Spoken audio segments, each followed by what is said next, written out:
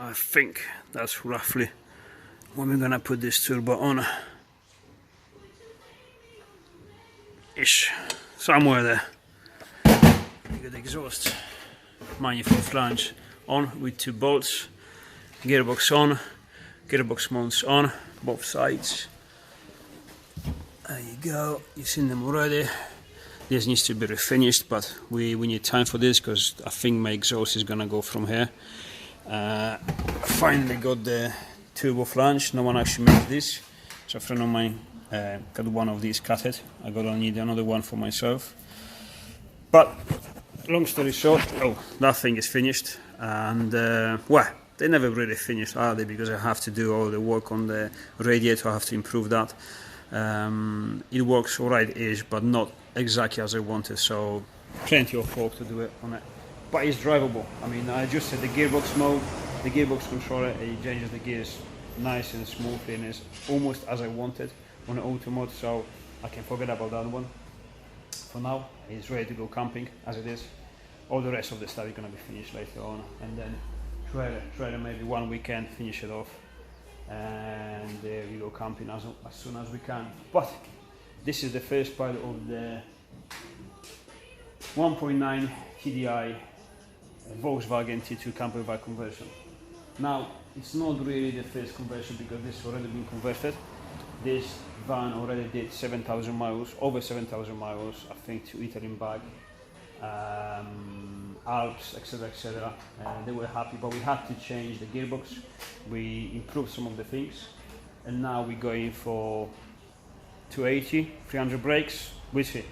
Regretting the injectors, obviously bigger turbo, custom exhaust manifold, custom charge cooler, which I'm gonna build from that intercooler there. Just make it slightly smaller, just strip it there maybe, and try to squeeze everything inside there.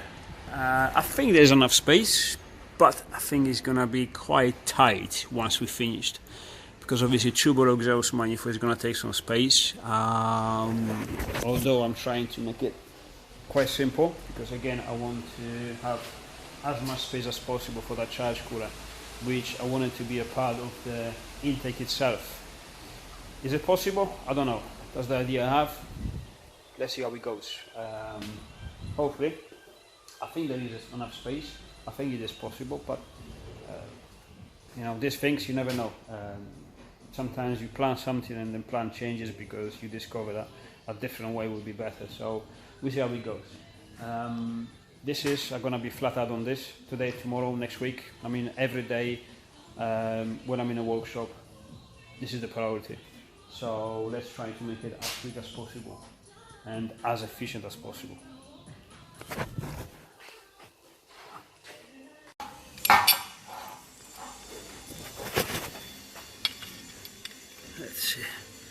Let's see. No play, nearly no tolerances. There you go. Let's see if we fucked up. Oh, nice. Beautiful.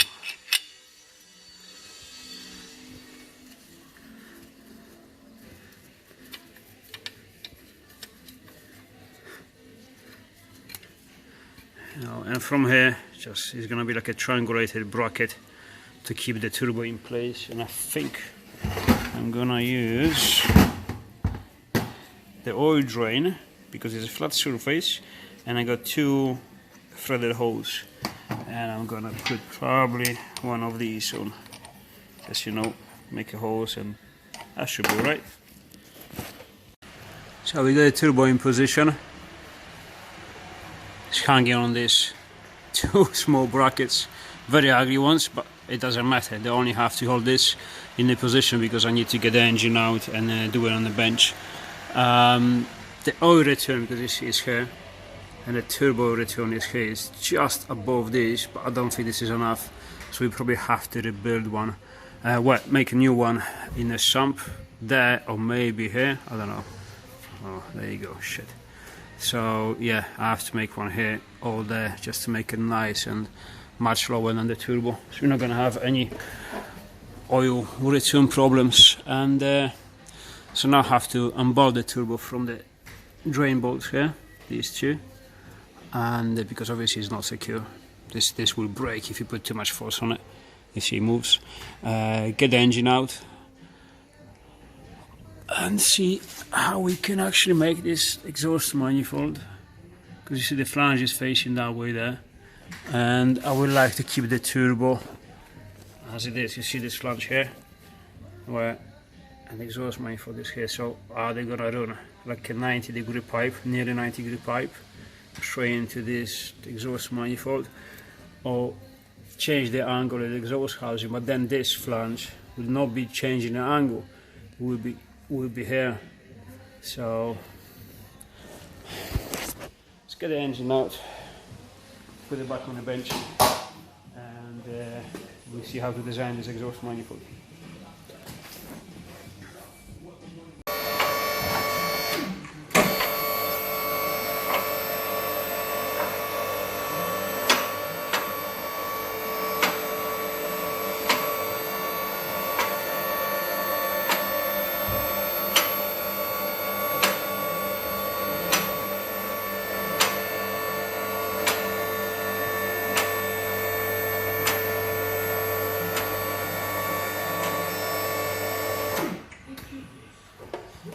And that's the beauty of it.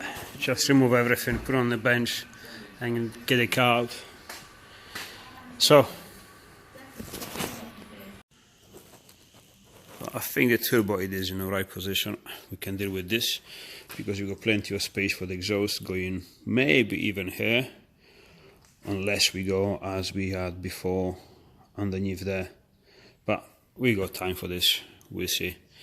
As for the exhaust manifold, I think I'm gonna go from the merge collector. Is gonna be here, obviously, because 4 into 1 somewhere here, and then from here this pipe will go around here. This saves me much space, because I need all of this space as much as possible for this charge cooler built inside the plenum. And this is the height we can go, not over the top of the engine, and not much over the turbo, pretty much here. So it's not really big space. It looks like a lot, but just remember, where is it?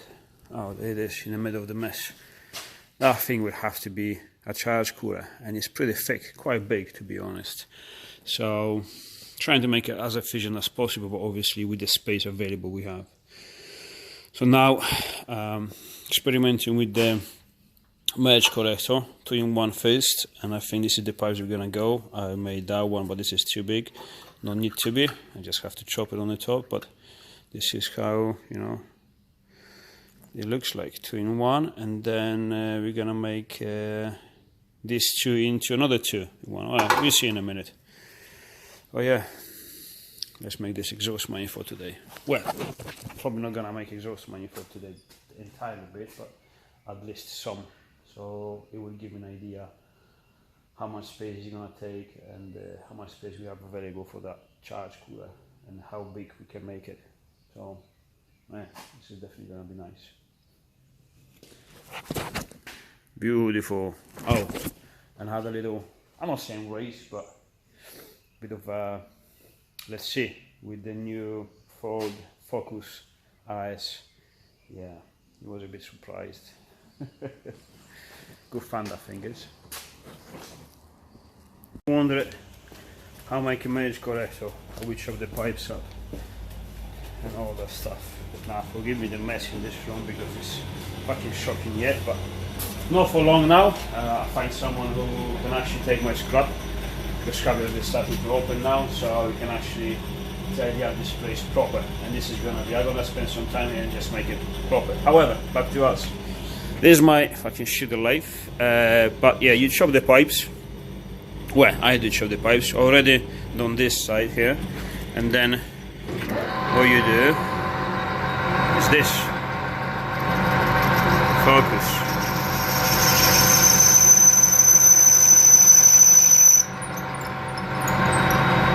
Alright.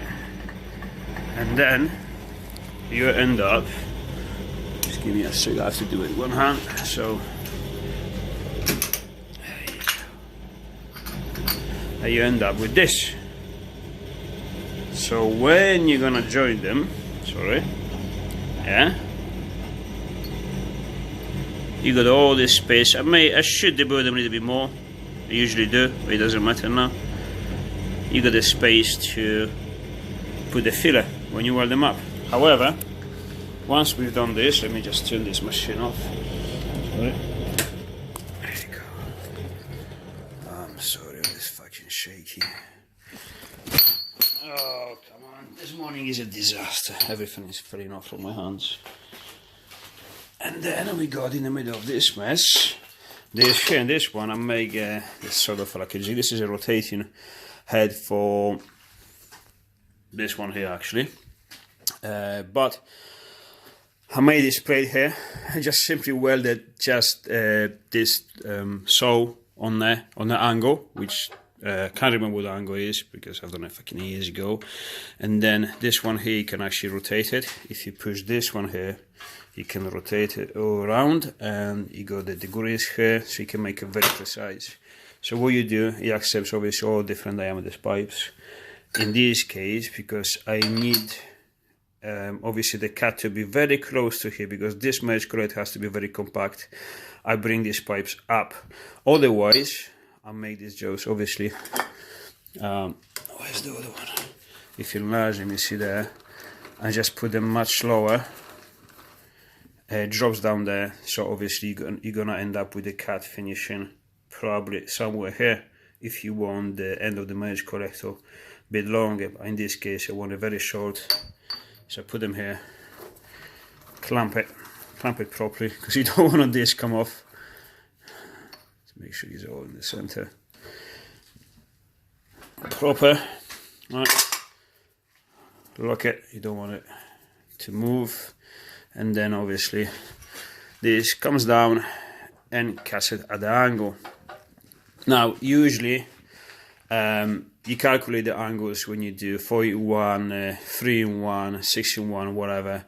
You make one cut and then the other cut here. Now I have to be honest, I can't remember what the angle was on this jig because I have another one over there. I use that one. On this one I can't remember what was for this leg of pipes. And this diameter 4-in-1 angles, it is not 90 as you would think. It is something completely different. So I'm gonna make just 2-in-1 merge collector and then chop it at exactly the same angle and join it with the other one, 2-in-1, which chopped exactly the same angle. See if it works. Doesn't have to be precise this time. It doesn't have to be spot on exactly the same place, because this is not a merge collector that's gonna be used on the manifolds. They're gonna mass produce is one off, so it doesn't really matter. All it matters is like it's when it joins is nice and flat and precise. So that's what we're gonna do now. And this is what you end up with. They're not, as you see, not cut it all the way through because there's no point. Let me explain why. Because the blade with the disc once goes over there, and there's no material to hold the disc on this side, it will just twist and go like sideways and make a big curve. So there's no point to do it. There are many ways to do this. Bandsaw, for example, sometimes works better, but I use this because it's quicker and it's less expensive, I would think. The only thing is now this will have to be finished off with just angle grande by hand, you know, just go completely straight there. Now if you think that's twitchy or is not good or whatever, that's bullshit. This has been finished with the, sorry, doesn't focus, by hand, and it's nice and straight perfectly, no problem. So if you handle with the angle grande, you can do it no problems, but obviously in the larger blade, this is where disc, this is too small and it won't allow me to do a proper nice cut. So change the disc and do those. There you go, done by hand.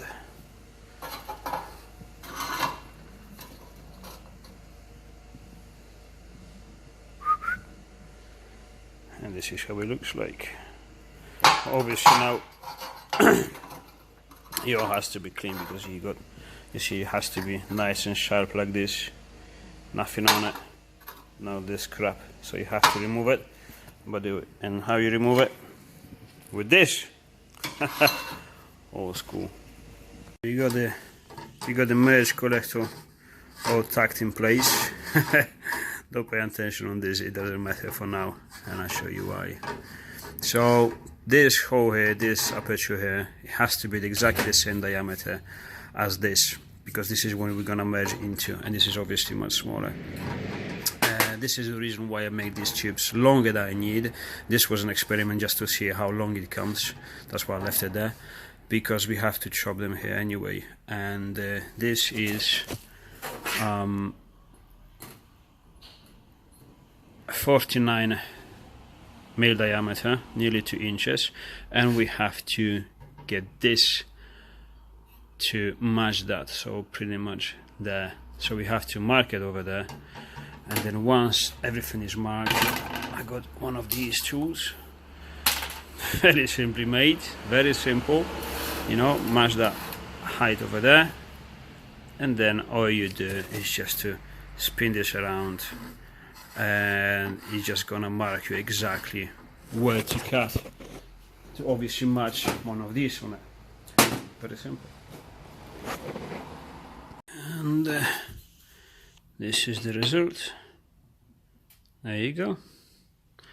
We go 4-in-1 into one of these, and all we have to do is to get the pipes in for the argon, put it inside, weld it up, because this you have to weld it up before burning the rest of the exhaust, because all these welds here, they're gonna pull, and the angle between these two pipes are gonna change a little bit, not much, tiny bit, but if you build everything and then weld everything as one piece, it's gonna be all different. So all sections, they have to be welded part by part, and then sections put them back together, and you have only then you have less of distortion from the welding. So let's do it.